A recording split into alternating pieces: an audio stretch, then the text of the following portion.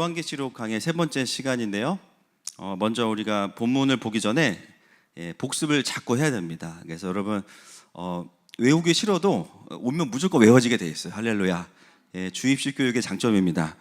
자, 한번 우리 전체 구조를 한번 띄워주시고요. 1장이 이제 예언의 말씀을 기록한 목적, 그리고 2, 3장이 7교회, 그리고 4, 5장이 하늘의 경배. 그래서 이 계시록의 시작은 경배로부터 풀어진다. 그래서 마지막 때의 싸움은 경배의 싸움이다 말씀을 드렸죠.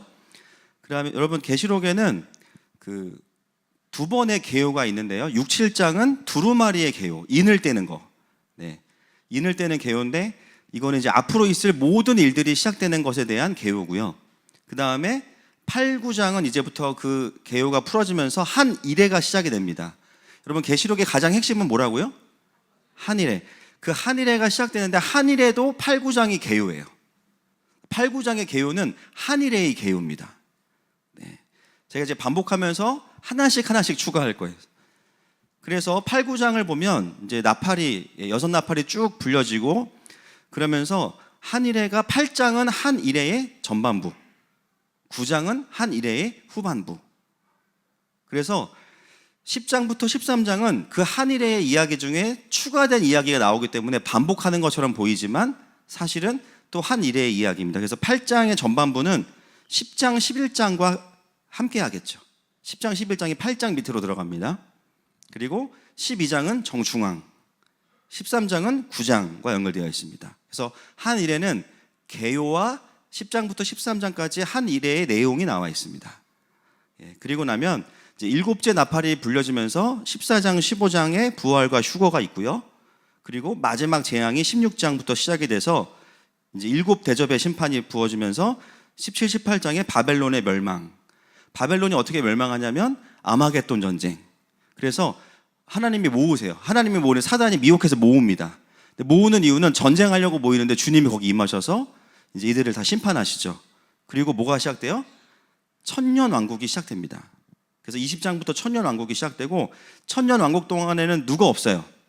사단이 없어요. 그죠? 그래서 미혹이 없습니다. 천년 왕국을 지나고 나면 그러면 이제 백보자 심판이 있어요. 곡과마곡 전쟁이 있는데 그 곡과마곡 전쟁은 전쟁이 아니에요. 모은 다음에 바로 불이 내려와서 살라지기 때문에 전쟁이 일어나지 않습니다. 그래서 그건 이제 심판에 가깝고 그리고 나면 이제 백보자의 심판이 있고 그리고 나면 21장에 새 예루살렘 성이 내려오면서 완전한 나라가 완성이 되어지죠. 자, 이제 까먹으셔도 됩니다. 여러분 제가 계시록을 보면서 뭘 느끼냐면요. 너무너무 인격적이다라는 걸 느껴요. 우리 주님은 벌써 여러분 이게 계시록이 언제 주어진 말씀이에요? AD 한 100년경이면 지금부터 몇 년 전입니까? 거의 한 1900년 더 됐죠. 거의 2000년 가까이 전부터 이미 말씀하셨어요. 이미. 그러면서 그 두루마리가 펴지기 전에 인이 떼어지고 그리고 한 이레가 시작되기 전에 또 나팔이 불려지고 다 경고해 주세요. 그래서 여러분 우리도 자녀들한테 보면 바로 이렇게 맴매가 들어가지 않아요. 그렇죠? 처음에 이제 자녀가 뭘 잘못하면 누구야? 그러면 안 된다. 그래서 엄마들은 눈이 다 뒤에도 있으니까.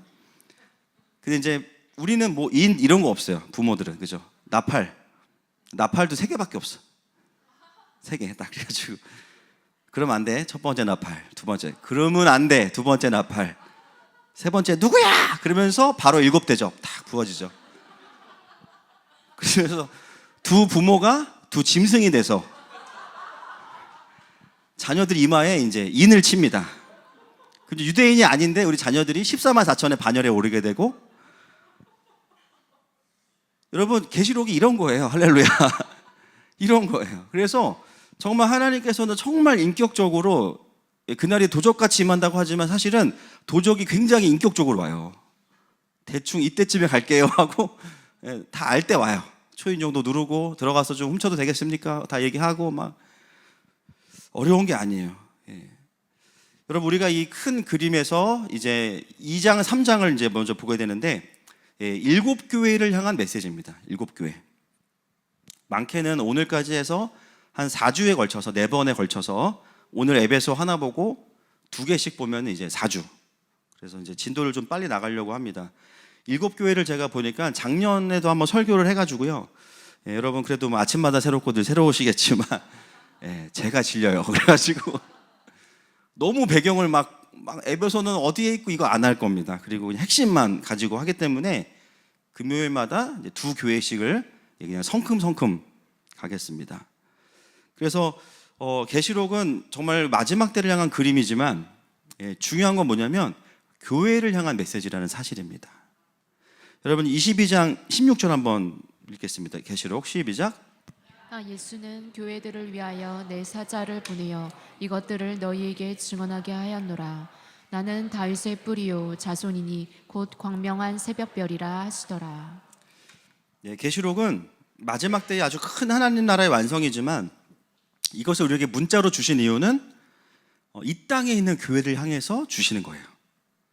계시록은 교회를 향한 메시지라는 거예요.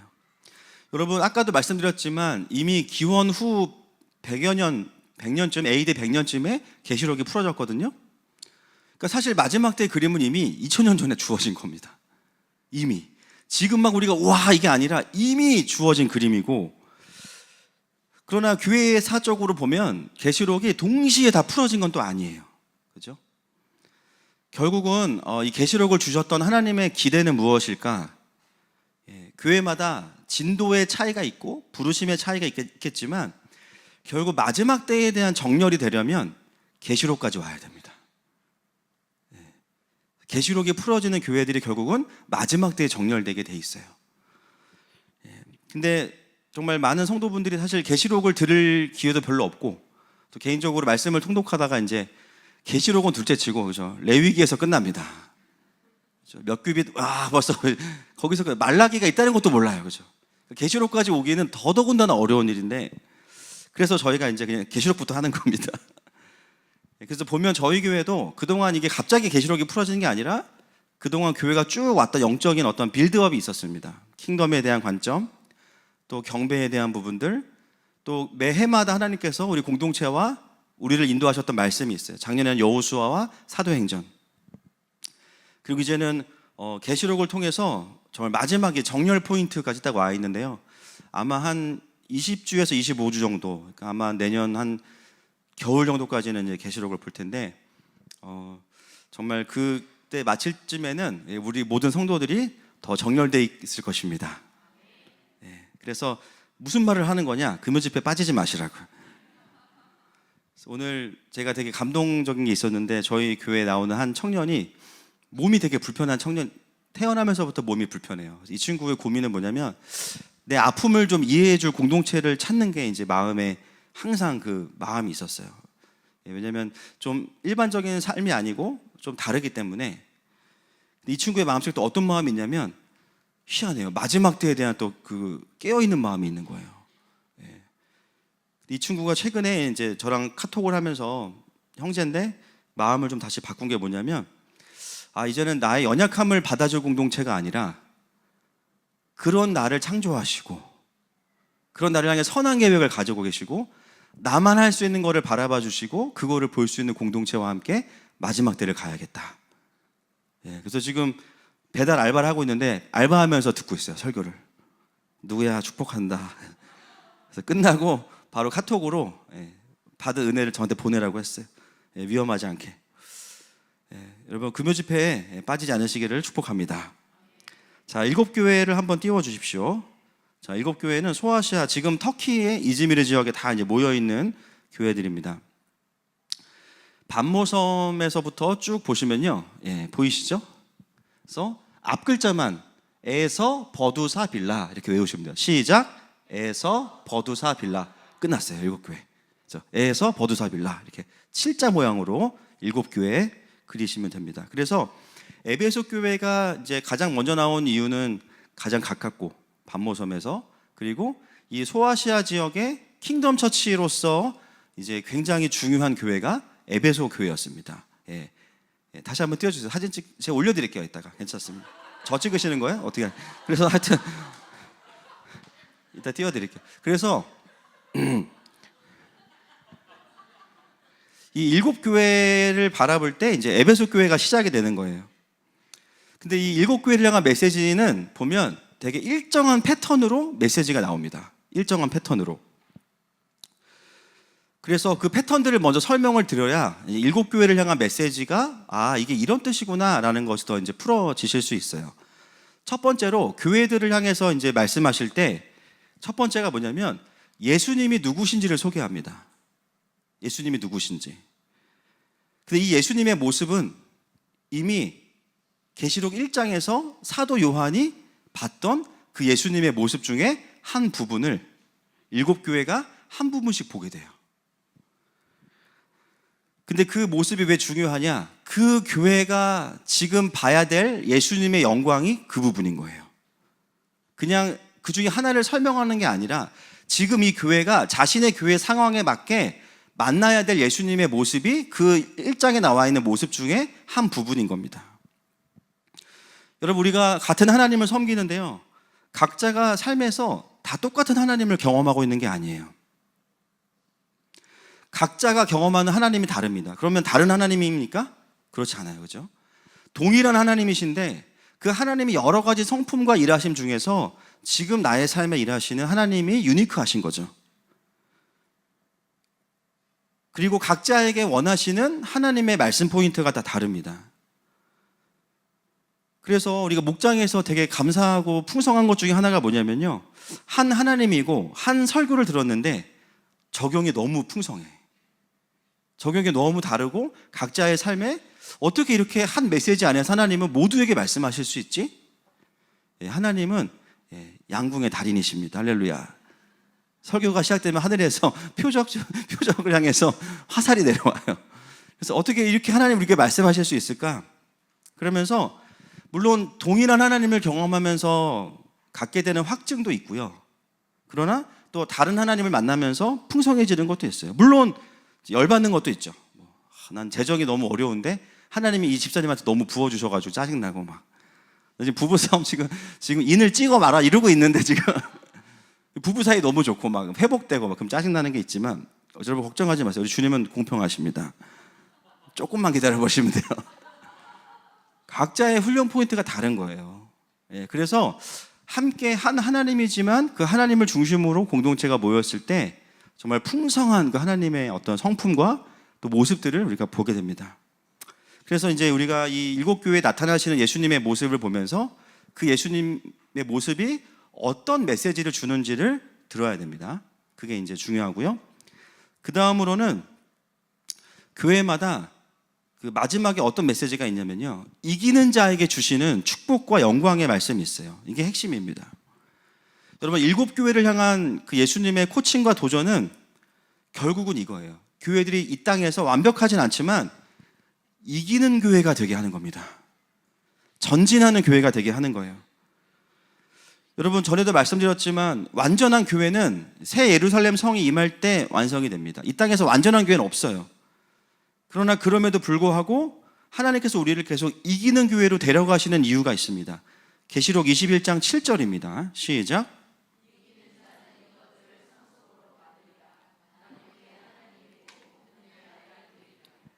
이 지점입니다. 그래서 2장 3장에 나오는 불완전한 이기는 교회가 21장에 가면 완전한 이기는 교회로 이제 완성이 되는 모습이 이 땅에서부터 이기는 교회로 하나님은 우리를 이 지점을 보면서 데려가시는 거예요. 때로는 우리가 불완전하고 패배하지만 하나님은 백성들에게 그 권세와 승리를 주시길 원하십니다. 그래서 이 의도를 이해하면 이제 일곱 교회를 향한 칭찬과 책망이 당근과 채찍이 아니에요. 전부 뭐예요? 전부 여러분 다 좋아하시는 당근이에요. 그래서 물론 끝나고 또 가실 분들 계실 텐데 단순히 그냥 이제 칭찬 몇 개 했으니까 좀 혼나야 돼, 이런 개념이 아니라는 거예요. 사실은 이 모든 것들이 종합해서 잘하는 것은 계속해서 하게 하고 이거를 부정하면 안 됩니다. 책망해야 될 포인트는 또 책망하시는 거죠. 그래서 여러분 1장에서 예수님이 어떤 모습이셨냐면 촛대 사이를 거니시는 예수님. 이 촛대가 뭘 상징한다고 말씀드렸어요? 교회들입니다. 교회들. 교회를 거니시면서 제사장으로서 교회를 지키시는 예수님을 보여줍니다. 그래서 일곱 교회에 대한 메시지를 보면서 우리가 뭘 깨닫게 되냐면 와, 진짜 교회는 예수님이 다스리시는구나. 교회의 주인은 예수님이시구나. 그걸 느낄 수 있는 것이죠. 그래서 칭찬 포인트가 나오면은 더 잘하자 이런 마음을 갖고요. 제가 오늘 좀 더 설명드릴 부분은 책망 포인트입니다. 책망 포인트. 혹시 영어 성경도 올라갔나요? 네, 띄워주세요. 자, 읽어보겠습니다. 자, 그냥 자, 시작. 예라이가 아니고, 자, 시작. 시작.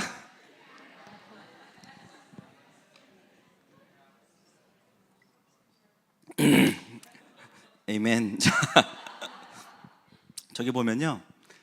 against you가 against you. 책망하다라고 번역된 게 against you입니다. 이 against가 어떤 뜻이냐면 원어로는 카타라는 전치사인데요. 뭐뭐에 관하여, 뭐뭐에 반하여 이런 뜻이거든요. 반대편에 있다라는 뜻이에요.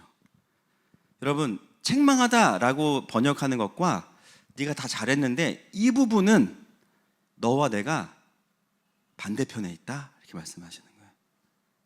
느낌이 많이 다르죠. 반대편에 있다. 책망하다도 아주 잘된 번역이지만 사실은 반대편에 있다가 더 원어에 가까운 번역입니다. 이것은 단순히 혼난다의 개념이 아니에요. 여러분, 반대편에 있다는 것은 뭐냐면 잘하는 것은 주님과 같은 편에 있다는 거예요. 여러분, 에베소 교회는 어떤 부분은 다른 교회들은 어떤 부분은 주님과 같이 가는 부분이 있고요. 어떤 부분은 주님과 반대편에 있는 부분도 있다는 거예요. 예수님께서 교회를 향해서 하시는 말씀은 교회는 예수님의 몸입니다. 아멘이시죠? 그래서 몸이기 때문에 예수님과 완전히 연합하는 게 교회의 부르심이에요. 그런 관점에서 이 against you의 관점은 혼나고 끝날 문제가 아니고요. 주님 편으로 와야 되는 거예요. 이걸 우리는 뭐라고 부르냐면 정렬이라고 부릅니다. 여러분, 성도인 우리도 교회입니다. 아멘이시죠? 어떤 부분은 너무너무 잘해요.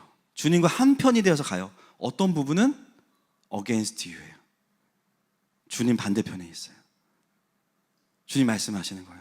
성모가 네가 이런 건 너무 좋은데 이 부분은 나랑 반대편이야. 나는 개그를 좋아하지 않아.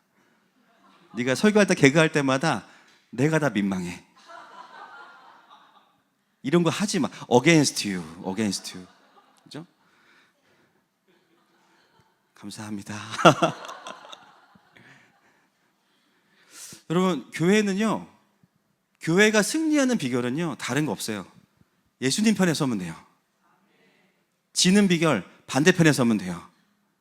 책망할 포인트는 혼날 포인트가 아니고요, 주님께로 넘어와야 될 포인트라는 거예요. 그래서 어떤 부분에서 이 교회는 주님께 더 정렬되어져야 하는가를 말씀하시고 그 부분이 정렬되는 순간 그 교회는 반드시 이깁니다. 여러분, 우리가 하나님과 함께 가는 부분은 계속 승리를 경험해요. 그런데 어떤 부분에서는 주님과 반대편에 있으니까요, 계속 사단에게 공격받아요. 왜냐하면 예수님 아래에 있어야 이 커버링 안에 있는데 내가 밖에 나가 있으니까 계속 묶이고 공격받고 상처받고 두려움에 묶이는 거예요. 주님 말씀하시는 거예요. 내가 너에게 책망할 게 있어. 그 뉘앙스가 혼나라가 아닙니다. 왜냐하면 책망하다가 되면요, 주님 또 잔소리 하시네, 이제 집에 가야겠다, 이렇게 바뀌는 거예요. 주님 말씀하시면 내가 이 부분에서 주님과 반대편에 있었구나. 주님과 정렬돼야겠다.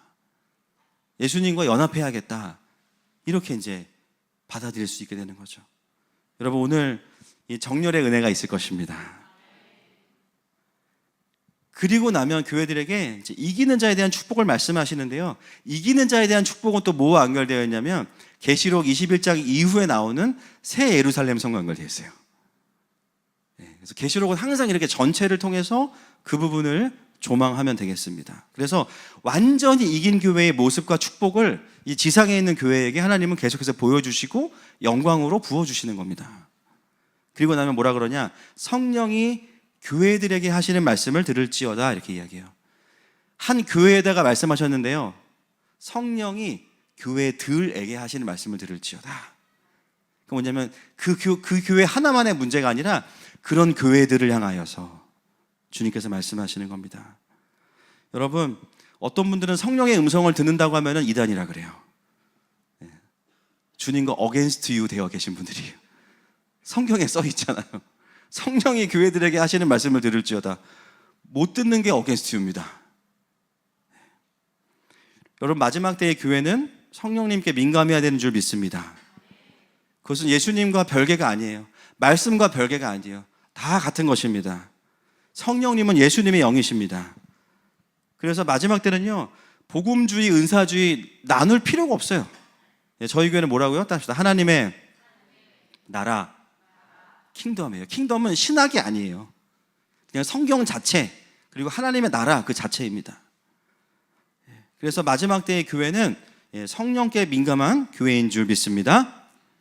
자, 오늘은 이제 한 교회만 적용을 할 텐데요. 지금까지 이제 7교회를 어떻게 바라봐야 되는지에 대해서 이제 서론을 말씀드렸고, 이제 그걸 적용하겠습니다. 이제 에베소 교회를 볼 텐데, 제가 7교회는 여러 번 설교했기 때문에 배경은 좀 생략하고, 이제 에베소 교회는 그 소아시아의 굉장히 중요한 킹덤 센터였다 말씀을 드렸죠. 그리고 여러분, 에베소 교회는요, 그 담임 목회자들이 어마어마했죠. 개척을 누가 했습니까? 바울이 했어요. 그죠? 바울이 하고, 거기에 누가 또 목회자냐면 바울의 영적인 아들이었던 디모데. 또 이후에 누가 사역했냐면 사도 요한. 이런 사람들이 사역했습니다. 그래서 에베소 교회는 어떤 영광이 있었냐면 사도들을 직접 보고 사도의 리더십 안에서 교회가 세워졌어요.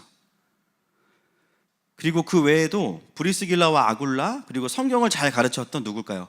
아볼로, 이런 리더들이 이 공동체 안에 있었어요. 그리고 바울 같은 경우는 거의 가장 오랜 시간, 3년이 넘는 시간 동안 이곳에서 바울이 말씀을 가르치고 제자를 훈련한 교회가 에베소 교회입니다. 그 에베소 교회는요, 태생 자체가 사도적이에요. 태생 자체가 기름 부으심이 있는 교회예요. 오랜 시간 동안 말씀이 차곡차곡 쌓여 있었기 때문에 그 우상이 가득한 에베소 도시에서도요, 에베소 교회는요, 영적 전쟁의 원리가 풀어져서 승리하는 교회였습니다. 그래서 에베소 교회는요, 정말 지상에 있는 교회였지만 너무너무 귀한 교회예요. 영적인 전쟁에서 승리하고 하나님 나라와 구조를 만들어내는 그런 교회였던 거예요. 여러분, 제가 잠깐 예화를 하나 드리고 싶은데요. 저희가 작년에 그 뉴스 기사 좀 준비해 주세요. 작년에 이제 일본에 단기 선교를 다녀왔는데, 우리 일본 다녀오신 분들 혹시 계신가요, 여기 지금? 네, 많이 계시네요. 네, 아리가또. 자, 그래서 단기 선교를 다녀왔는데 그 사역 중에 뭐가 있었냐면 국회의사당 앞에 가서 기도하셨죠. 예, 그래서 기도하셨어요. 거기서 막 찬양하고 경배하고 주님만이 왕이십니다. 배운 대로 우리 헤븐빌더 3단계 때 도지선교 전략을 가르쳐 드리는데 그대로 사역하신 거예요. 그 일본의 정치 지도자들과 권세들을 위해서 기도하고 하나님을 아는 리더들을 세워달라고 기도했는데, 이번에 일본의 새로 뽑힌 총리가 크리스찬입니다. 놀라시면 안 돼요. 이건 여러분 기도하셔서 된 거예요. 이럴 줄 알았어요. 안 믿어. 4대째 크리스찬 집안이고 그냥 대충 믿는 사람이 아니고요. 뒷조사를 해보니까 주일학교 출신에다가 주일학교 교사까지 하고 일본 CBMC, 그 기업인 크리스찬 모임에서 메시지를 하던 귀한 리더예요. 그리고 이분 신사참배를 안 합니다. 지금 전무후무한 리더가 일본에 세워졌어요. 여러분들이 가서 기도하셨잖아요. 물론 우리만 한 건 아닙니다. 그렇죠? 그 하나님이 한 수천 명, 수만 명 보내신 중에 우리도 이제 일부 지분이 있지만, 이걸 우연이라고 말하는 분들은 진짜 안식기도 받으셔야 돼요. 그렇죠? 하나님 안 믿는 분들이에요, 그분들은. 그죠? 그럼 그 땅에서 회개하고 그 국회의사당에 있는 용들을 잡아 막 끊고 막, 놀라운 것은 하나님이 정말 그렇게 일하셨다는 거예요. 할렐루야. 저는 요즘에 이제 뉴스를 보면서, 물론 우리나라에 지금 어려운 일도 많아요. 진짜 많습니다. 그런데 뭐 또 다 어려운 것만 아니죠. 하나님이 뭘 하시나 이렇게 보면 곳곳에 하나님을 경외하는 리더들을 세우고 계세요. 정말 필요한 곳에 하나님을 경외하는 God fearer들을 세우고 계세요. 여러분, 이게 무슨 뜻인지 아십니까? 부흥의 구조가 만들어지고 있는 겁니다. 부흥의 구조가. 경제적으로 어렵고 힘들고 세대 간의 갈등도 많고, 맞아요. 다 좋은 것만 아니, 그러나 하나님도 일하고 계세요. 부흥의 구조. 여러분, 에베소 교회가 했던 사역이 이런 거였습니다.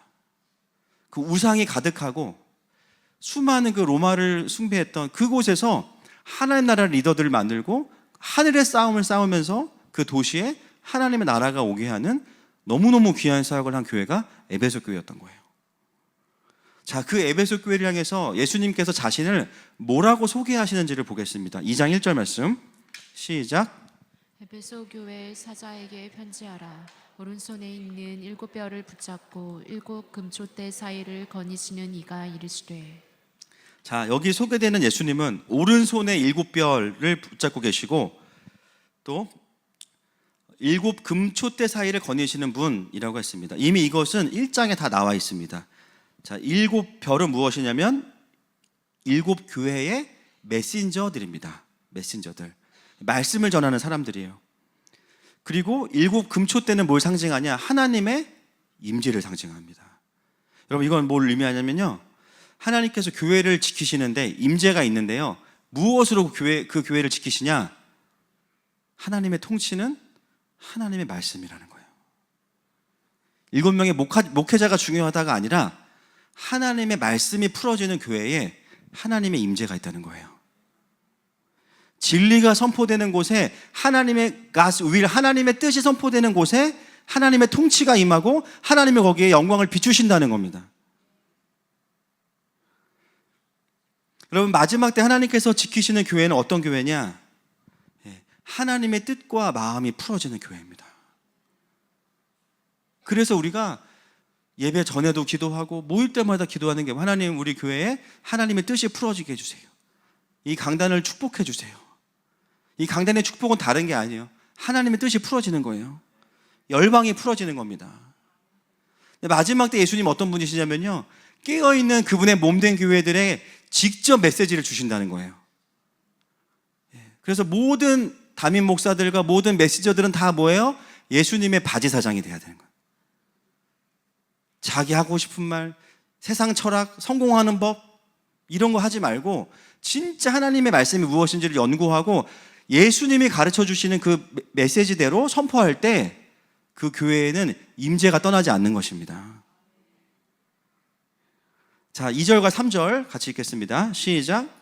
내가 내 행위와 수고와 내 인내를 알고 또 악한 자들을 용납하지 아니한 것과 자칭 사도라 하되 아닌 자들을 시험하여 그의 거짓된 것을 내가 드러낸 것과 또 내가 참고 내 이름을 위하여 견디고 게으르지 아니한 것을 아노라.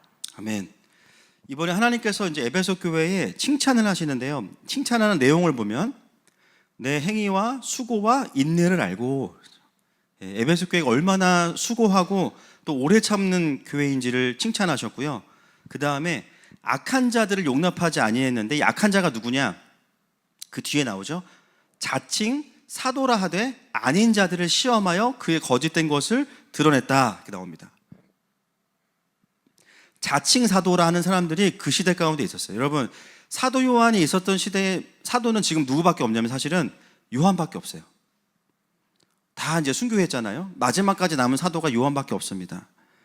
근데 그 전에 살아있던 사도들의 사역이 어땠냐면 돌아다니면서 교회를 세우고 리더들을 격려하고 기름 부어주고 그런 사역들을 사도들이 했단 말이에요. 순회 사역을 했습니다. 근데 그 당시에 스스로 사도라고 하는 사람들이 또 나타났어요. 그러면서 돌아다니면서 교회들마다 비진리를 전하고 소위 말하는 가짜 사도들이 판을 치기 시작했어요. 여러분, 그런 분들이 에베소 교회에 오면 어떻게 될까요? 말 안 해도 압니다. 그렇죠? 사도가 아닌 걸 다 알아요. 오자마자 이거 가짜구나. 왜냐하면 진짜 사도를 경험한 교회이기 때문에 가짜가 오면은 바로 압니다.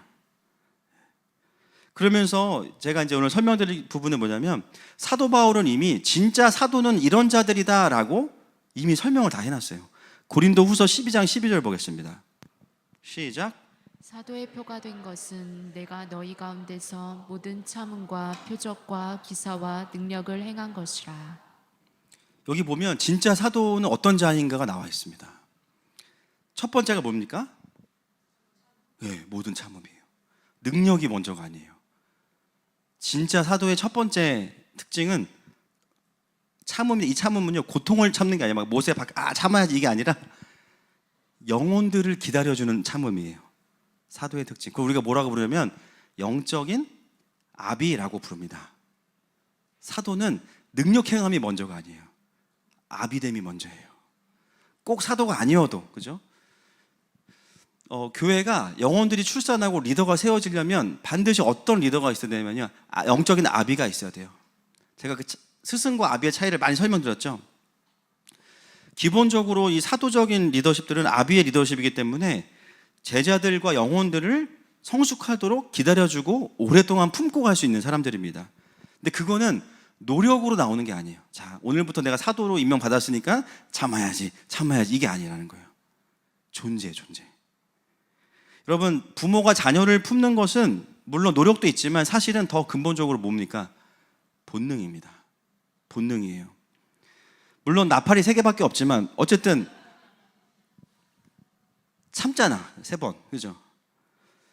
사도들을 통해서 리더들이 출산하고 영혼들이 거듭날 수 있는 것은 뭐냐면 능력 이전에 아비됨과 어미됨이 있기 때문이에요. 사도들이 그럼 성격이 따뜻하냐? 사도 바울 따뜻해요? 성격이 뜨겁죠? 디어요, 그죠? 너무 뜨겁죠? 까칠합니다. 그러니까 뭐 배려가 깊냐? 베드로 배려가 깊어요? 아니, 자기밖에 모르죠. 그러니까 이거는 어떤 뭐 대화 스킬, 뭐 성품 이런 문제가 아니고 존재 자체가 그냥 아비예요, 아비. 물론 이제 아빠들 보면 굉장히 세심한 아빠들이 있어요. 세심한 아빠들 막 우리 교도 있잖아요. 막 자녀 양육에 막 기름 부으심 있는 아빠들. 그죠? 대표적인 사람 제가 봤을 때는 사도 김성조 이런 사람도 있어요. 그 집은 어디 있어? 아까 왔는데 그 집은 제가 봤을 때는 애가 10명이어도 감당이 되는 집이야. 애가 10명이어도. 그래서 모든 엄마들의 로망, 그죠? 모든 아빠들의 적.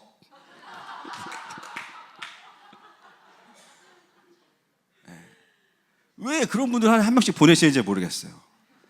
청년부 자매들은 그런 집사님을 보면서 나도 저런 남편. 0.0001% 제가 봤을 때. 지금 제가 이제 조사 중인 게 있는데 지금 판교에서 출시한 베이비케어 AI 로봇이라는 제보가 들어왔어요. 그래서 로봇가 아니냐, 베이비케어 하는. 그리고 어떤 분들이 이제 전기 충전하는 걸 봤다, 뭐 그런 분도 있고. 저도 좀 의심이 되는 게 표정이 많지가 않아요.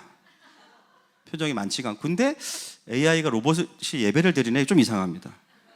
그리고 저렇게 일정하게 성실하기가 쉽지가 않아요, 제가 봤을 때. 그래서 우리 조홍수 집사님이 뭐 월 얼마를 내고 있는지는 모르겠지만 약정이 끝나면 다른 집도 혜택을 누릴 수 있도록 저희 집에 보내주시고. 그러니까 이제 이런 아빠들도 있어요. 이제 간혹가다 있지만 사실은 이거는 이제 성향의 문제는 아니라는 거예요. 좀 사도들이 투박하고 좀 거칠 수도 있고 꼼꼼하지 않을 수 있지만 기본적으로 그 사도들 안에는 뭐가 있냐면 아비의 품이 있습니다. 안정감이 있어요. 그래서 리더들이 그 사도들을 통해서 이제 세워지는 이유는 능력 때문이 아니라는 거예요. 그래서 사람을 이용하지 않고 하나님의 눈으로 바라봐주고 그 사람의 인생을 향한 하나님의 계획을 지지해주고 때로는 내가 원하는 대로 움직이지 않아도 그게 사도 바울이 말했던 사도의 첫 번째. 여러분 고린도 후서에 보면 거짓 사도에 대한 설명도 같이 나와 있습니다. 11장 9절부터 15절까지 볼게요. 시작. 아무에게도 누를 끼치지 아니하였음은 마게도냐에서 온 형제들이 나의 부족한 것을 보충하였음이라. 내가 모든 일에 너희에게 폐를 끼치지 않기 위하여 스스로 조심하였고 또 조심하리라. 그리스도의 진리가 내 속에 있으니 아가야 지방에서 나의 이 자랑이 막히지 아니하리라. 어떠한 까닭이냐? 내가 너희를 사랑하지 아니함이냐? 하나님이 아시느니라. 나는 내가 해온 그대로 앞으로도 하리니 기회를 찾는 자들이 그 자랑하는 일로 우리와 같이 인정받으려는 그 기회를 끊으려 함이라. 그런 사람들은 거짓 사도요 속이는 일꾼이니 자기를 그리스도의 사도로 가장하는 자들이니라. 이것은 이상한 일이 아니니라. 사탄도 자기를 광명의 천사로 가장하나니 그러므로 사탄의 일꾼들도 자기를 의의 일꾼으로 가장하는 것이 또한 대단한 일이 아니니라. 그들의 마지막은 그 행위대로 되리라. 자, 써 있습니다. 거짓 사도의 핵심 뭐냐? 자기가 인정받는 거예요. 동기가. 진짜 사도는 교회를 살리는 거예요. 자기가 죽어도 교회가 살아야 돼요. 그죠? 부모들은 자기가 죽어도 자녀가 살아야 돼요. 여러분, 자동차 타면 뒤에 항상 써 있죠. 뭐 불나면 뭐라 그러죠? 아이를 먼저 뭐 구해주세요. 거기에 불나면 저부터 먼저 구해주세요. 얘는 뭐 어떻게 버닝썬이야 뭐 어떻게 해 막 다 자녀 먼저 구해달라는 거예요. 그게 아비의 어미 아니겠습니까? 거짓 사도들은 공동체가 중요한 게 아닙니다. 자기가 드러나고 자기를 자랑하고 자기가 인정받는 게 목표인 사람들이에요. 그러니까 자기가 뭔가 불편해지고 자기가 인정을 못 받으면 어떻게 해요? 공동체를 깨요. 그죠? 나를 인정해주는 공동체는 좋은 교회, 인정해주지 않는 공동체는 나쁜 공동체인 거예요. 여러분, 은사와 능력보다 더 중요한 게 뭐냐면 존재입니다. 존재. 존재가 다루어지지 않으면 아무리 은사가 부어져도 큰일 나요. 그거는 진짜. 그죠? 다 죽습니다. 아비됨은 뭐냐? 자녀의 수치를 가려주고 자녀의 성장을 기다려주고 잘하는 것을 기름 부어주는 것, 그것이 아비예요.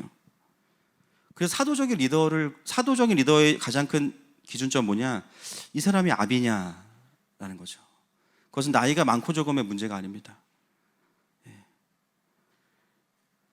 제가 옛날에 어떤 유스 캠프 갔다가 중학생 3학년 남자를 만났는데 제가 보기엔 이 친구는 아비예요.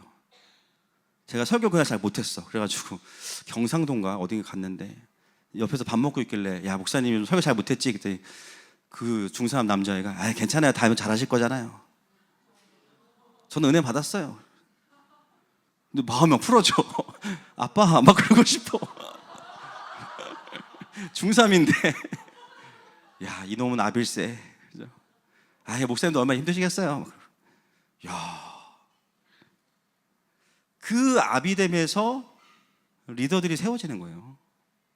여러분 사도들의 능력만 보고 오잖아요. 어떤 사람이 되냐? 사도행전에 나오는 마술사 시몬 같이 됩니다.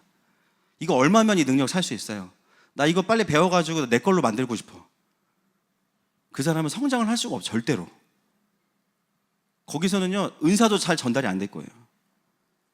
결국은 영원히 성장하려면 하나님 아버지와 연결돼야 되는데요. 그 역할을 같이 감당해 주는 게 누구냐? 아비의 리더십들인 거예요. 그래서 바울이 늘 이야기했던 게 뭐냐면 일만 스승이 많지만 여러분 바울은 정말 명강사였습니다. 정리의 달인이에요. 그러나 그가 아쉬워했던 게 뭐냐면 아비가 없다는 거예요. 아비가. 여러분 능력은 사도행전에 보면 사도들에게만 부어지지 않았어요. 다 부어졌어요. 사도들, 뭐 집사님, 여러분 사도행전은 집사님이 순간이동함. 빌립 집사 순간이동. 우리 장홍구 집사 3시에 와가지고 일하다가 일하고 있더라고. 순간이동, 그죠? 순간이동. 능력은 사실 하나님이 필요하면 모두에게 다 부어질 수 있는 거예요. 그러나 사도의 가장 큰 것은 뭐냐면 오래 참음. 얼마나 아버지의 마음으로 아버지의 시선으로 그 사람을 보고 기다릴 수 있느냐 이겁니다. 여러분 하늘마음교회에 이런 많은 아비들이 세워지기를 축복합니다. 그 다음이 뭐냐? 그 다음이 표적이에요. 표적은 뭐냐면요 증거. 그래서 표적 뒤에 뭐가 나오냐면 기사와 능력이 나옵니다. 사도들이 말하는 그 예수 그리스도가 진짜라는 것을 어떻게 알 수 있느냐? 그를 통해서 나타나는 기적과 능력을 보면 알 수 있다는 거예요. 기적과 능력. 사망 권세로부터 영혼을 구출하고 자유케 할 수 있는 정말 그 복음의 능력이 나타나느냐? 그래서 사도들 통해서 기적과 능력이 나타났었죠. 사도행전에 보면은 사도행전 5장 12절부터 16절 보겠습니다. 시작. 사도들의 손을 통하여 민간의 표적과 기사가 많이 일어나매 믿는 사람이 다 마음을 같이하여 솔로몬 행각에 모이고 그 나머지는 감히 그들과 상종하는 사람이 없으나 백성이 친송하더라. 믿고 주께로 나아오는 자가 더 많으니 남녀의 큰 무리더라. 심지어 병든 사람을 메고 거리에 나가 침대와 요 위에 누이고 베드로가 지날 때에 혹 그의 그림자라도 누구에게 덮일까 바라고 예루살렘 부근에 수많은 사람들도 모여 병든 사람과 더러운 귀신에게 괴로움 받는 사람을 데리고 와서 다 나음을 얻으니라. 아멘. 보면 다 나음을 얻으니라 써 있습니다. 이 능력이 뭐예요? 디나미스죠. 디나미스, 권능. 사망 권세를 실제로 이기고 사람들을 살리고 악한 것들을 끊어내는 권능. 악한 권세들을 무장해제시키고 제어하는 능력. 사도들에게 주셨던 권세였습니다. 여러분, 에베소 교회가 칭찬받았던 포인트가 이런 거라는 거예요. 에베소 교회는요, 책망받았다고 우리가 우습게 보면 안 돼요. 엄청난 교회였습니다. 사도적 킹덤 처치였어요. 거의 사도의 리더십을 가지고 있으면서 다른 교회들을 품어내고 그들에게 기름 부음을 흘려보내고 도시의 악한 것들을 끊어내는 그런 교회였던 거예요. 여러분, 그러나 이 말씀을 성령이 교회들에게 하시기 때문에 우리도 믿음으로 받아야 됩니다. 더더군다나 마지막 때의 교회는요, 사도적 킹덤 처치일 수밖에 없어요. 하나님 나라의 그림을 이해하고 이 싸움을 이해한다면 사도적 교회로 세워질 수밖에 없어요. 그래서 말만 무성한 교회가 아니라 야, 그 교회 가면 진짜 낫는다더라. 그 교회 가면 진짜 하나님이 치료하신다더라. 할렐루야. 믿지 않는 자들도 와서 어둠에 묶인 자들이 자유케 되고 병원에서 고칠 수 없는 질병들을 하나님 고쳐주시고, 여러분, 우리가 정죄하고 비판해서 우리 교회가 발라지는 게 아니에요. 제일 어리석은 분들이 뭐예요? 비난하면서 자기는 그렇게 안 살아. 그건 아무것도 아닙니다. 그렇죠? 제일 건강한 게 뭐냐면 성령 충만하게 갈 길을 가면 돼요. 그러면 말하지 않아도 다 보면 알아요. 그렇죠? 아, 이게 바른 거구나. 우리 입에 굳이 비난과 정죄를 담을 필요가 없는 거예요. 여러분, 마지막 때의 하늘마음교회가 이런 교회가 되기를 축복합니다. 이 에베소 교회를 향한 예수님의 그 평가는 너무너무 정확하셨고 너무너무 격려가 있었던 거예요. 그 다음이 뭐냐? 책망이에요. 4절과 5절입니다. 시작. 그러나 너를 책망할 것이 있나니 너희 처음 사랑을 버렸느니라. 그러므로 어디서 떨어졌는지를 생각하고 회개하여 처음 행위를 가지라. 만일 그리하지 아니하고 회개하지 아니하면 내가 네게 가서 내 촛대를 그 자리에서 옮기리라. 네. 자, 아까 책망 포인트를 우리가 다른 말로 무슨 포인트라고 제가 말씀드렸죠? 책망이 아니라 against you를 뭐라고요? 반대로 하면 정렬 포인트. 그죠? 책망 밑에 정렬이라고 써놓으십시오. 근데 그 내용이 뭐냐면 처음 사랑을 잃어버렸다 이렇게 나와 있어요. 그래서 이 부분을 이제 목회자분들이나 많은 분들이 해석할 때 이제 처음 주님 만났을 때 언제냐? 그때로 돌아가야 된다 이제. 그래가지고 여러분 그때로 돌아갈 기억이 있으세요? 언젠지? 네. 주님께 모든 거 다 드리고 막 그때로 돌아갈. 근데 여러분 이 원어를 보면 처음 사랑이 처음 주님을 만났던 사랑이 아니라 사실은 정확하게 번역하면 우선순위입니다. 우선순위. 첫 번째. 가장 높은 우선순위의 사랑을 회복하는 거. 한글로는 애매하지만 원어로는 정확해요. 정확히 번역하면 최고의 사랑을 회복하라입니다. 최고의 사랑을 회복하라. 주님을 인격적으로 만났을 때로 돌아가라 그러면 지금 뭐가 전제가 되면 에베소 교회는 지금 주님을 인격적으로 안 만나고 있다가 되는 거거든요. 이건 어려운 일입니다. 그렇지 않은 거죠. 예수님이 가장 우선순위이냐를 물어보시는 거예요. 이게 왜 그러냐면 에베소 교회는 사도적인 사역을 하는 교회다 보니까요, 주님이 원하시는 일들은 바로바로 뛰어듭니다. 여러분, 사도들의 특징이 뭐냐면 엉덩이가 가벼워요. 한 자리에 잘 오래 못 있어요. 선지자적인 분들의 특징이 뭐냐면 기도를 오래 해. 신기해요. 오래 하고 또 하고 또 하고. 사도적인 사람들은 기도하다가 주님이 뭘 명령하시면 바로 일어납니다. 5분 기도하고 충분한 분들도 많아요. 막 기도하다가 선교 나가야지, 전도해야지, 막 일을 벌려. 여러분 그게 나쁘다는 게 아니고, 그러다 보니까 어떻게 되냐면 때로는 주님보다 사역이 더 우선순위가 될 때가 있다는 거예요. 이게 나쁜 의미가 아닙니다. 그렇게 막. 그리고 기름 부으심이 있고 그 일 자체가 하나님 나라와 일치하니까 하나님 계속 일하세요. 그 영광을 보면서 계속 뛰어요. 사도적인 사람들은. 주님은 그게 싫다고 하시는 게 아니에요. 그렇죠? 여러분, 주님과 형제분들 자매님과 비슷해요. 싸우다가 집에 가. 형제들 그 말 듣고 집에 가. 자살행입니다. 그거는. 항상 반대로 집에 가면 절대 안 된다는 거야. 가면 큰일 나. 가면 또 혼나. 왜 가는 거야? 가래매. 멍청아. 그러죠. 어떤 가정에 신방했는데 어떤 형제가 그걸 8년 만에 깨달았대요. 그래서 처음에는 너무 순수해서 가라 그러면 가고, 그러죠. 또 하라는 건 또 안 해. 그러니까 이제 어려운 건데, 주님이 이거를 막 싫다 이게 아닙니다. 왜 하나님하고 동역하는 게 왜 싫어지겠어요? 본인 일인데. 근데 주님이 어떤 마음이신 거냐면, 너 나랑 일하려고만 만나니? 이렇게. 너 나한테 교역자니? 너 하나님 나라의 부목사니? 여러분, 이 책망은요, 협박이 아니에요. 서운함이지. 뭔가 내가 선교나 뭔가 하나님 나라의 프로젝트가 있으면 막 가슴이 뛰면서 막 설레고 막 잠 못 자는데, 주님과의 친밀함 이런 말 들으면은 싫진 않은데 막 에너지가 안 올라와. 그리고 제일 힘든 말, 거룩한 시간 낭비 이런 거 힘들어해요. 거룩한 시간 낭비.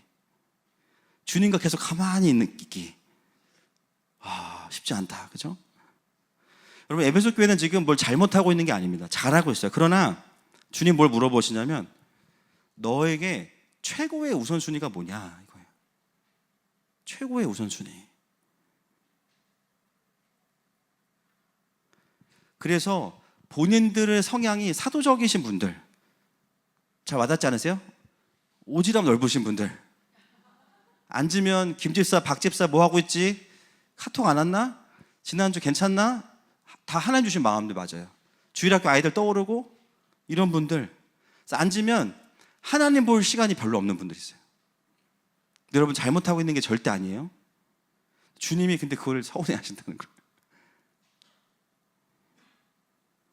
좀 내가 너와 사역이 아닌 거 가지고 좀 내가 너와 함께 하고 싶다 이런 말씀이신 거예요. 그래서 여러분, 의도적으로 그런 기도 많이 하셔야 돼요. 저는 그래서 그런 기도해요. 주님, 식사하셨습니까? 그냥 뜬금없는 질문 주님께. 기분이 좀 어떠세요? 그냥 좀 주님 앞에 머물러 있는 거. 꼭 크게 기도하지 않아도 괜찮아요. 왜냐하면 그 시간 자체가 나를 드리는 거니까요. 거기서 뭘 느끼시냐면, 얘한테 내가 최고의 우선순위구나 느끼시는 거예요. 여러분, 자매님들이 뭐 대단한 거 바라지 않죠. 큰 거 바래요? 작고 반짝이는 거 바라지? 그거예요, 그거. 네. 그래서 하나님 어머니가 나왔나 모르겠는데 네, 취소.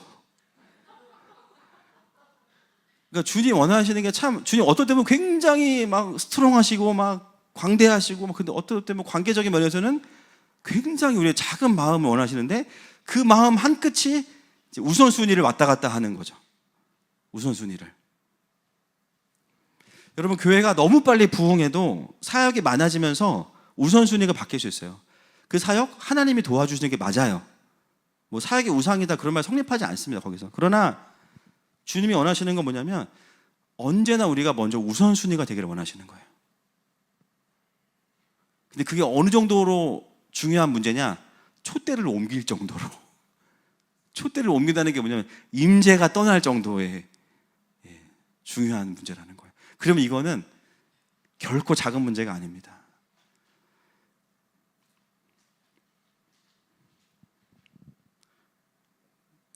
옛날에 장로님 그런 얘기 하시더라고요. 교회 오면은 본당 가서 기도부터 해야지 왜 커피부터 뽑냐고. 그 말에 하나님의 마음이 달려있어요. 여러분, 진짜 힘들면 눌러놓고 내려오세요. 잠깐 가는 시간 동안 주님 먼저 와서 우선순위, 그죠? 주님 오늘 바디감 있으시네요. 먼저 이렇게 말씀드리고 올라가서 다른 바디감 느끼시면 되잖아요. 여러분, 하나님의 임재가 있다는 건 뭐냐면 이 공동체가 하나님을 가장 우선순위에 두고 있다는 겁니다. 하나님의 일이 아니라, 교회 사업이 아니라, 선교 사업이 아니라 하나님의 얼굴을 가장 우선순위에 구하기 때문에 하나님의 임재가 있는 거예요. 여러분, 지난 오늘 10월이죠. 1월부터 10월까지 여러분 교회 안에 임재가 없었던 적이 있습니까? 없어요. 없어요. 없단 말이에요. 제가 없는 시간에도 유튜브에 임재가 터져 나옵니다. 유튜브로 예배드리는데요, 임재가 터져 나와 그냥 막. 여러분, 그게 뭘 말할까요? 아직까지 우리 공동체는 아직까지, 그죠? 하나님이 제일 중요해요. 뭐 무슨 사역했고 감사한 이유도 일이 잘 돼서라기보다는 하나님이 일하셨기 때문에 좋은 거죠, 우리가. 여러분, 경배가 있는 공동체는 이 우선순위를 빼앗길 수가 없습니다. 예배 드리는 거 보면요, 많은 걸 알 수 있어요. 그러나 때로는 임재가 느껴지지 않는다, 기도가 메마른다, 경배가 사라졌는지 돌아봐야 돼요. 모여서 강론 들으려고 모이는 게 아니에요. 그렇죠? 교회의 본질은 하나님 우리의 최고의 우선순위로 경배하는 것입니다. 경배가 올라가면 아버지의 나라가 내려오는 거예요. 그분의 이름이 거룩히 여김을 받으시오며 나라가 임하시오며 뜻이 하늘에서 이루어진 것처럼 땅에서도 이루어지이다. 이것이 킹덤의 진짜 중요한 원리입니다. 저도 보면 사실 오늘 말씀이 저에게도 많이 찔림이 됐어요. 저도 보면 어느 순간 막 주님 앞세워서 가다가 또 제가 막 달릴 때가 있어요. 실제로는 주님보다 앞설 수는 없지만 제 마음이, 그러면 어느 순간 마음이 메말라요. 그때 깨닫죠. 아, 주님 앞에 가고 있지 않구나. 그러면 괜히 본당 한번 찍고 갑니다. 본당 한번 찍고 가. 주님 식사하셨습니까? 찍고 가요. 그리고 하늘마음교회를 섬기면서 진짜 감사한 점은 하나님의 임재가 있다는 거예요. 그거는 뭐냐? 우리 성도분들이 하나님 너무 사랑하신다는 거예요.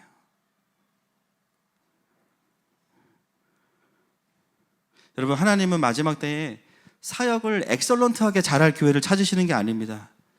하나님과 깊은 사랑을 나눌 교회를 먼저 찾으십니다. 그것이 임재의 비밀입니다. 그래서 계시록은요, 7교회의 이야기가 끝나고 나면 바로 천상의 경배를 바로 보여줘요. 이제부터 일어날 일들은 경배로부터 풀어질 거야. 여러분, 예배 중에 환상이 열리고, 할렐루야. 예배 중에 치료가 일어나고, 예배 중에 하나님의 뜻이 깨달아지는 겁니다.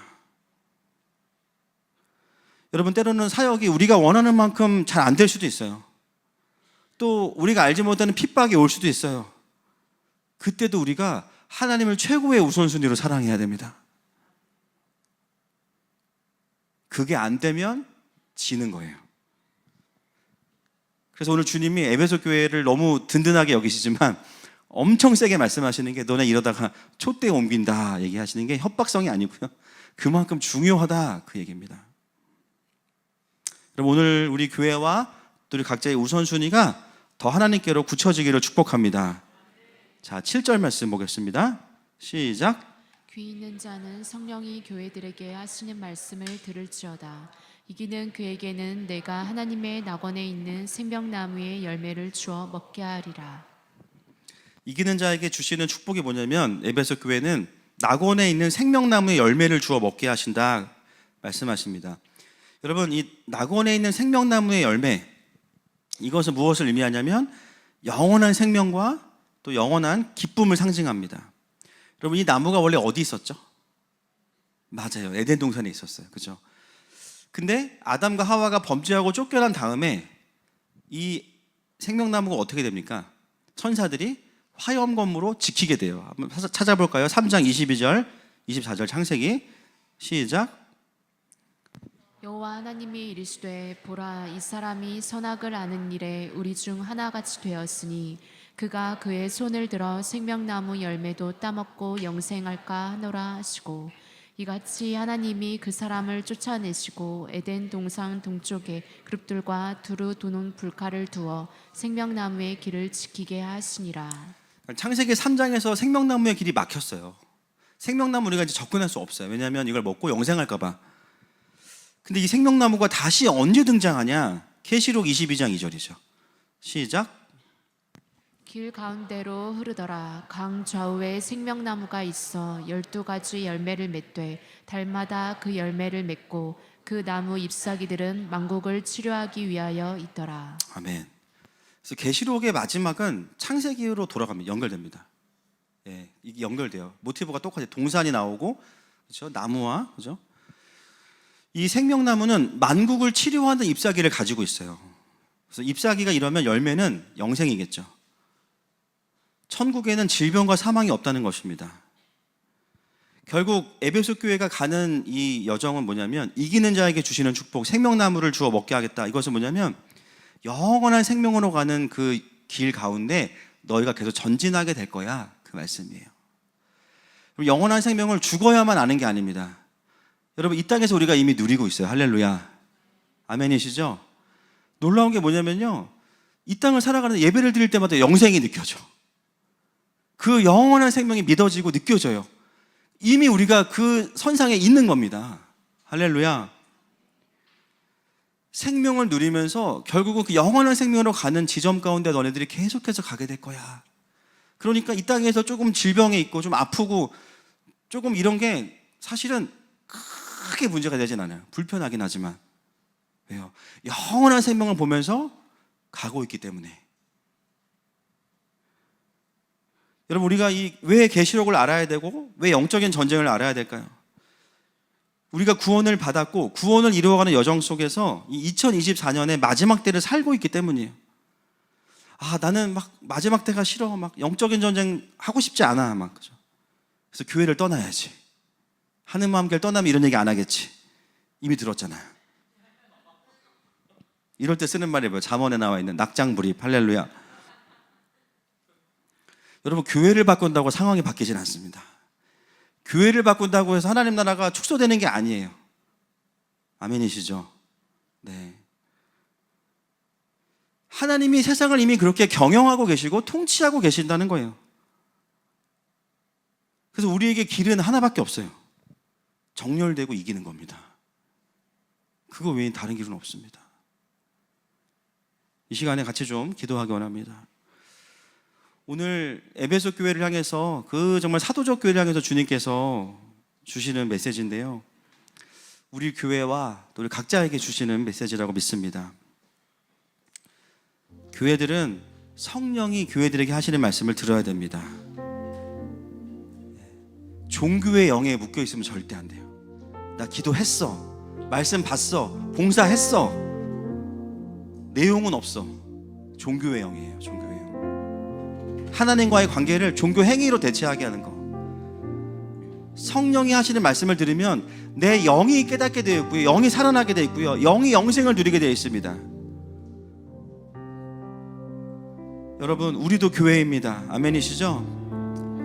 이 시간에 같이 찬양하며 나아갈 텐데, 하나님, 오늘 내 삶 가운데 주님께 정렬되어 있지 않은 것들 깨닫게 하시고 다시 주님과의 그 최고의 사랑이 회복될 수 있는 밤으로 새롭게 하여 주시옵소서. 이 시간 함께 이 찬양하면서 주님 앞에 나아가십시다.